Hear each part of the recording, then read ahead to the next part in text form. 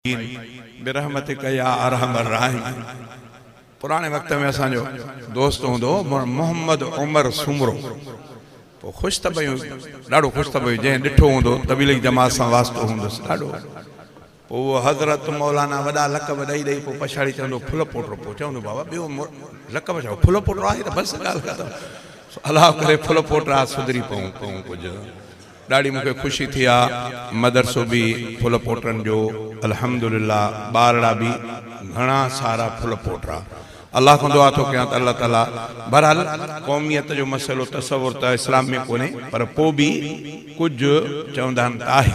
क़ुरान पाक में अल्लाह से फरमायो व अनज़िर अशीरतकल अक़रबीन। महबूब तूं पंहिंजे मिटनि खे सम्झाए माना कुझु न कुझु आहे सही। अल्लाह खां दुआ थो कयां त अल्लाह ताला मुंहिंजे क़ौम वारनि खे बि राह रास्ते ते हलण जी तौफ़ीक़ अता फरमाए। न ॿुधाईंदे बि ॿुधाईंदो आहे ॿाहिरि सॼो मुल्क मां बि घुमां थो। अल्लाह खां दुआ थो कयां त अल्लाह ताला मुंहिंजे पोरे खे क़बूल फरमाए।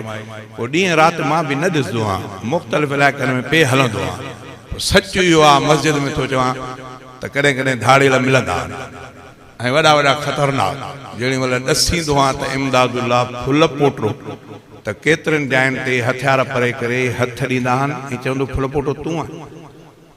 इहो मुख़्तलिफ़ इलाइक़नि में पंहिंजे इलाइक़े में पंहिंजनि खां भउ थींदो आहे। उहे माफ़ न करा चवान पे बाबा मुझे घर वटो तो वार सगम भी रखो पर महमूद गोठ उते पे फुल। अरे बाबा मां तव्हांजो वरी मौलूदन जा किताब चवान बाबा मौलूदन जा साईं तव्हांखे सभु कुझु मिलंदा सभु कुझु कोन ॾिनऊं। ॿिए हंधूं त माशाअल्लाह सभु कुझु मोटी बि मिलंदो किन फुरियो आहे त मोटी बि मिलंदो आहे पंहिंजा नमूना।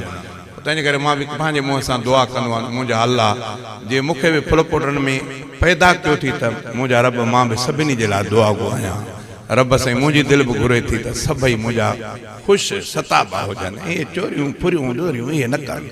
अलाह खां दुआ आहे त अलाह ताला सभिनी खे सिधे रस्ते ते हलण जी तौफ़ीक़ अता फरमाए। ॾाढी मूंखे ख़ुशी थी आहे जेतिरनि बचड़नि क़ुर पाक पढ़ियो वरी अञा इहे आलम थी पवंदा त असां अल्हम्दुलिल्लाह ख़ुदि कफ़ील क़ौम थी पवंदासीं त फुल पोटरा क़ौम।